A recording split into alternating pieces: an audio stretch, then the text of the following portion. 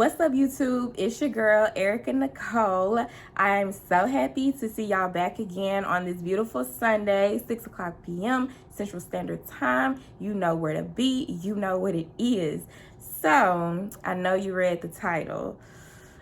Yeah, we about to get into it. So I'm not even gonna waste my time talking and all that in this intro. We just gonna jump into the story. Make sure you like, make sure you also subscribe. I want to say leave a comment, but I'm gonna be giving a disclaimer in just a minute. But without further ado, let's just get into the video. Okay, so before I get into this video, I wanted to just drop a little disclaimer. I will be turning the comments off in this video just because of the simple fact that my last story time got a little bit crazy in the comment section, and come on, y'all, let's not even do that. We're going to just completely exit that out altogether. There is no need for any hostility. I want everyone to know the parties involved in this story. I wish no ill will, no ill intent on them or anything they have going on in life. I hope they are both doing well. Whatever they have going on in life does not concern me, okay? So this video is just to really pretty much just let y'all know as a part two what happened once I did confront the girl, and basically just give y'all a little insight on what you should do in these type of situations if you ever find yourself literally between a rock and a hard place. Without further ado, let's go ahead and get into it. Like I said, so if you're not familiar with the story, y'all need to go watch my first story time video. I'll make sure to have a little card of it like below, well, above, sorry. I have like a little card above with it just so y'all can know pretty much what the tea is, how we even got to this point. But let's go ahead and get into when I confronted the girl that slept with my boyfriend back when I was in college. So as I mentioned in the last story time, this was a really close friend of mine at the time. I only known her for about like a couple years at that point. So, you know, just be mindful with these friendships. You know, some people are, you just never know what lies beneath the surface. Like, I genuinely think, and I'm not even gonna say thought, because I genuinely do think she's a good person at heart. I do think she made a mistake, but you know what I'm saying? I just feel like at the end of the day, I could never befriend a person that, well, let me say refriend a person that did something like that to me, because what do I look like fighting for you and being your ride or die friend when you couldn't do that for me? So anyway, let's get into it. I had basically reached out to her and I let her know, hey, you know, I want to meet up, I want to talk.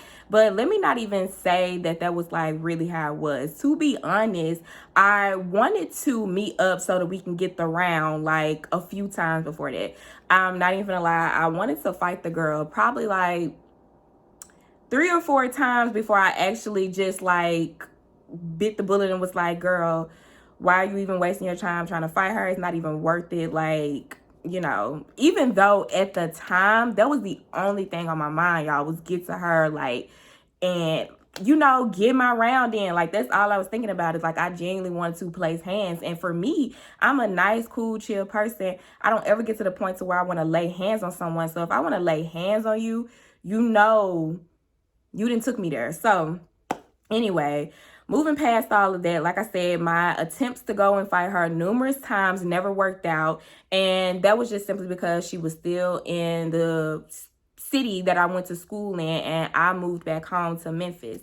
So basically, once I finally was able to talk to her, it was actually a guy that I was in communications with at the time. It was graduation, so I came down there to support him, knowing in the back of my head what I came down there for. And I'm not gonna lie, I did have clothes in the car. I was ready, you know, just in case, you know, to see what type of energy she was on. Because if she was on that energy, we can be on that energy together. But I really did come to talk to her. So pulled up, I told her we can, well, first I text her, y'all. This was after the graduation, and some stuff happened at the graduation that pissed me off. So I really wasn't in the best mood when I text her. But I text her and was like, yeah, let's meet up. And she was like, do you want to meet up somewhere we could sit, or you want to meet up at a parking lot? And I was like, meet up at a parking lot? I said, okay, this is why I brought clothes in the car, because what type of energy you trying to be on? And then I was just like, okay, wait, Eric, hold on, chill out. I was like, no, let's meet up somewhere we can sit down. So basically, we met up at a Starbucks where there's plenty of people, so nothing won't get out of hand, and you know, we can sit and talk like we're adults. So basically, we sat there. Well, I met her and, we just sat. And, I just jumped into it. I was just like, who, what, when, where, and why. Like, I want to know all the details. I really want to know, like, what you did, what happened, what led to it, and X, Y, and Z. And, she basically let me know that, like, he came on to her and she thought her dude was cheating, which is why she went along with it and all this other stuff. And, I'm just sitting here thinking, like, I'm just so hurt at the fact that it even got to something like that. She let me know how they exchanged numbers when she was trying to do something for me, but then he started texting her, like, playing iMessage games. And I was just like, girl, you knew then what was popping, so you should have been like, sis, your man is texting me. Like, what is good? But it is what it is. So anyway, we were sitting there talking about that, and I just basically let her know, like, how much that stuff really hurt me. Like, it really freaking hurt. Sitting here listening to her talk about this encounter, like these encounters with my man at the time that I had no idea were going on, like, behind my back. When we started being, like, on the outs, me and my dude, like, when we started being on the outs, I kind of was feeling like, okay, maybe it's some little bimbo he met at work that done got his attention, but, like, lo and behold, she right down the highway. Ironic, right? So anyways, I basically just let her know, like, that type of stuff right there really hurts because of the simple fact, he's a man and he gonna be a man at the end of the day. But what hurts me is that, you were my friend. And if somebody was supposed to stop this, it should have been you. Like, you should have been the one, hold up, dude, what you doing? Like, what's going on? Like, what's going on? So I didn't take the information too well when she was telling me she thought her dude was cheating, which is why she felt like that gave her a reason to do what she did. That made no sense to me. And it just didn't hit in my mind, like, okay, cool, but why mine? Like, why my dude? I'm trying to figure out, it's so many guys that it could have been. Why did y'all have to choose each other? Like, that's the part that gets me, y'all. But, and mind y'all, if you didn't see in my other story time either, my grandfather, like, just passed away, like, a month, like, probably two and a half months before this happened. So I'm still heavily grieving. Like, I'm in a state of depression that's not even funny. So this type of stuff is not something I'm trying to deal with right now. So I was really battling a lot, which is why I wanted to tell my story, because I know a lot of women face different things like this. And, a lot of women are able to come out of it and some don't. So basically, once we talked about it, I just explained to her, honestly, I don't think I can ever see myself being friends with you ever again in life. Just simply of the fact that it's just like, I'm too loyal to the point to where I would really feel dumb if I ever sat up and try to be like, no, don't do this. Don't talk to my friend that way, or I'm going to beat you up because my friend. What? Like, why would I have that energy for you when you couldn't have it for me, sis? Like, in the one instant I needed you to have that loyalty for me, you didn't. You folded and you fed into temptation.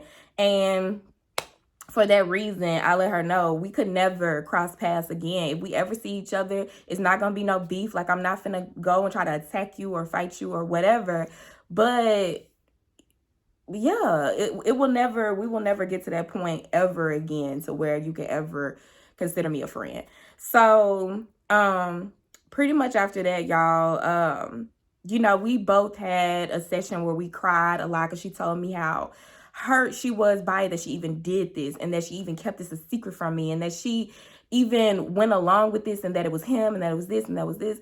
And, for a second, I was like, believing it, and then after I stopped believing it, because it's one of those sayings that, are you upset and sad because you did it, or are you upset and sad because you got caught? Like, let me know, because apparently this had happened a little while before I found out. So it's like, how long were you gonna keep this secret? And actually, I asked him, when were y'all gonna tell? Like, what was the plan? Because we had broke up, so you just was never gonna say nothing. And he was like, nah, we both said that we were never going to mention anything about this. And I'm just like, cool.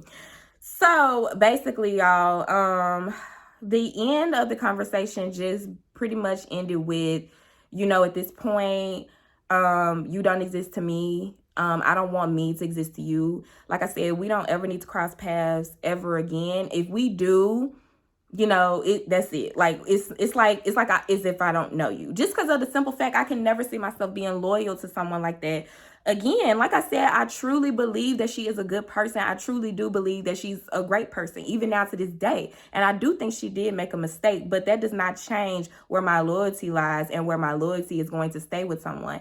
If you do me dirty to the fact of where I feel like I cannot trust you, what's our relationship?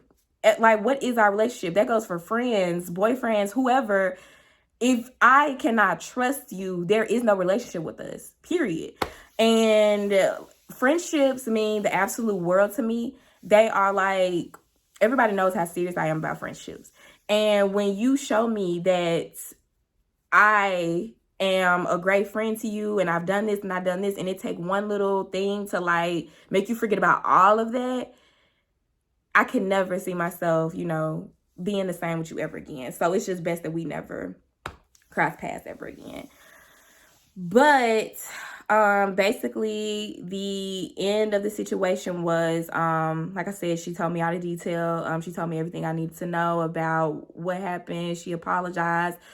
She even told me that she even wanted to hurt herself in regards to this happening. And I'm not gonna lie, y'all, at the time I was like, girl, please. Because it's like, did you want to do all of that prior to this? Or, are you wanting to do that now because I don't know. But, I'm not in her head. I am not anything. Like, that is her. You know what I'm saying? So there's no telling how she did truly feel after the fact. But, from me looking in, it's like, how can I believe anything you're saying? How can I trust anything that you're saying? Because I sat there and I told her things about my relationship. We talked a lot about my relationship and all of what was going on. And, lo and behold, she was texting my dude behind the scenes, like playing iMessage games. Like, come on, bruh. Like, I'm not saying that my dude and my friends can't be friends, but it's just like, I just knew the person I was with at the time. And I knew that he wasn't like that. Like, so I was just like, cool. But anyway, the main reason I wanted to get into this is just because she told me how she was able to put her dog away. She did this, she did this. Like, she did so many things leading up until they actually did sleep together, that's what also made me question, like, girl, you didn't, throughout that whole time leading up to when he was standing right there in the room, you put your dog in a cage, you closed your blinds, you locked the door, you fixed your bed up, all of this. Did it not click not once, like, this is wrong? This is my friend's boyfriend. Let me stop. What am I doing? None of that clicked. And I'm just like, how? Like, I don't understand. I really just don't be understanding little stuff like that. I really don't. Moving on, y'all. Basically, after she told me the gruesome, horrific details, it was like hard to hear. I just asked her, were you ever attracted to my dude? Like, were you like, you thought it was cute, or like, what was it? And she was like, no, like, absolutely not. And I'm like, honestly, the guy I was with was not ugly. A lot of people know that he was not ugly. So I'm like, girl, if you were attracted to him and, he came up in there talking the stuff that you apparently wanted to hear, you was gonna fold. So that's why I was just like, I don't know how much of that I believe. I really think that she was attracted to him, and him coming in there saying all the right stuff with her dude apparently cheating as she thought he was, that was her ticket to, pass go and collect $200. So yeah, honestly, it really was a rough experience, just because of the simple fact that was my dude. And it's like listening to the details of how he did X, Y, and Z with her, which I'm not gonna go all the way into because some stuff just does not need to be said or repeated. But it's like I was physically there. It's like I could see it in my head because I know him. I knew the type of stuff that happened with us. So it's like I can only see that with her. It's almost like I was a fly on the wall in the room and I saw it like in my head. And it's a feeling that I would never put on my worst enemy. It's not something that I want anyone to have to go through. It was really difficult. But overall, I wanted to make this story time so I can also tell y'all how I was able to get through it. And basically, three things really helped out, which were family, friends, and prayer. I know that may sound cliche to some, but that's the best way I can describe it. I wouldn't have been able to get through the time that I did without my family, without my friends, them giving me the support that I needed. My family and friends did know what was going on. I had no issue of letting them know that because I was in a state of depression. It was very hard for me. So for me to go through that by myself, it would just be insane for me to do. So I knew I had to lean on other people, and I also had to pray, like, God, just help me get out of this, because I've never felt so low in all my life. And I know it sounds absolutely crazy because a lot of people say it all the time, but time really does heal all wounds. Like I said, I don't wish any type of ill will on either one of them. I really hope that they're both thriving in life right now. I hope that they have great things going for them. Because that's just not the type of person I am anymore, to sit here and wish like anger or hurt upon anyone. And I knew that also me continuing to be angry or mad or whatever I was towards the both of them, where was that getting me? Because they're sleeping at night. I'm the one sitting up thinking about this and harboring on this when they're going about their day just fine. So that's how you know when someone has control over you, when it takes that one thought of that person to come in your head and it can instantly ruin your day. I knew that I had to make some adjustments with myself. I had to talk to myself. I had to talk to God. I had to talk to my friends, my family, to be able to get through it, because I didn't want to continue to allow that situation, to allow what happened, that conversation with her, the conversation with him, or whatever the case may be, to ruin me, to destroy me. I knew I had to snap out of it. And it's really tough because I know I'm not the only one that's gone through something like this. I know it's women that have gone through way worse than I have.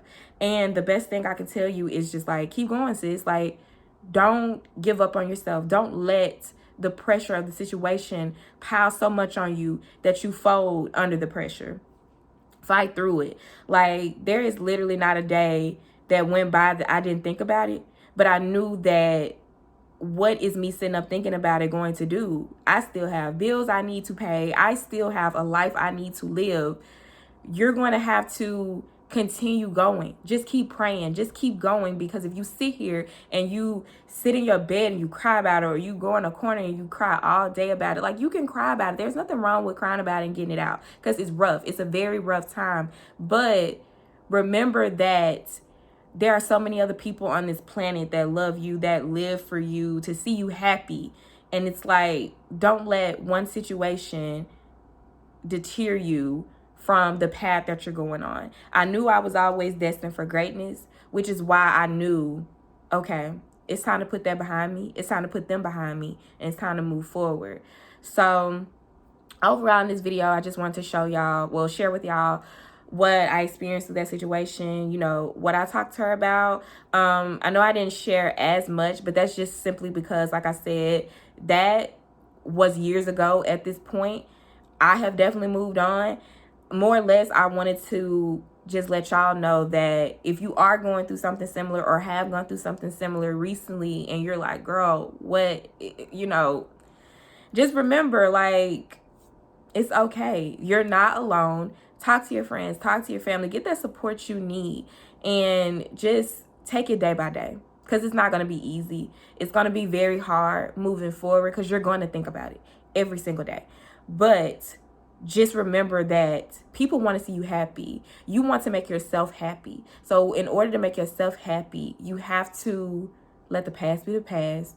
And you have to keep going. You have to move on. That's the best thing I can say within that. And then I know there's nothing on this earth that I can even still say to you if that wasn't enough to make you feel better. It's really just one of those situations, like I said, where time heals all wounds. And, you know, I really hope that you can get through it, sis, because I was able to. But we are going to cut it there.